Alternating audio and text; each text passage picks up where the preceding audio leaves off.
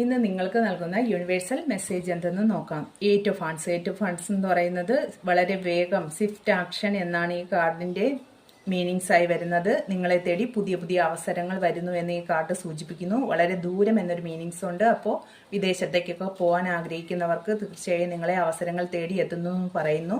എന്തെങ്കിലും ഒരു കാര്യത്തിന് നിങ്ങൾ ഇറങ്ങി പുറപ്പെടാൻ തീരുമാനിച്ചിട്ടുണ്ടെങ്കിൽ അതിനെ ഇങ്ങനെ വെച്ച് താമസിപ്പിക്കാതെ വളരെ ഫാസ്റ്റായിട്ട് ആക്ഷൻ എടുക്കുക എന്ന് ഈ കാർഡ് പറയുന്നുണ്ട്.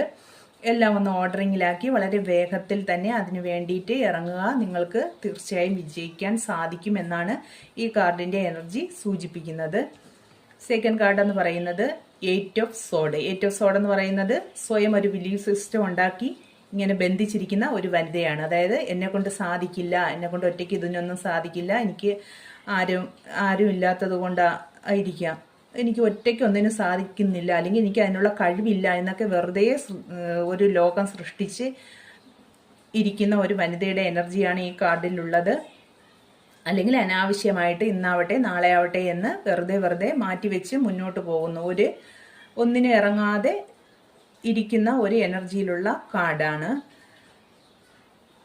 9 ഓഫ് പെന്റക്കിൾസ്. 9 ഓഫ് പെന്റക്കിൾസ് എന്ന് പറയുന്നത് സ്വന്തം കഴിവുകൊണ്ട് ഒറ്റയ്ക്ക് വിജയിച്ച് നിൽക്കുന്ന ഒരു വനിതയാണ്. വെറുതെ അല്ല, വളരെ സക്സസ്ഫുള്ളായ ഒരു ലേഡിയാണ് ഈ കാർഡിന്റെ എനർജിയിലുള്ളത്.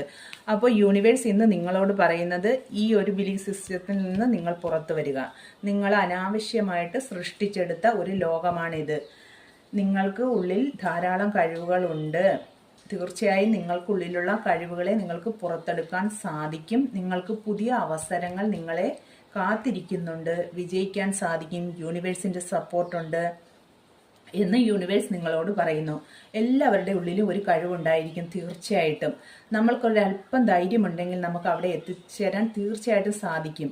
നിങ്ങൾക്കുള്ളിലുള്ള കഴിവുകളെ നിങ്ങൾ തിരിച്ചറിയുക. നിങ്ങൾ സ്വയം നിങ്ങളുടെ ഉള്ളിലേക്ക് നോക്കുക.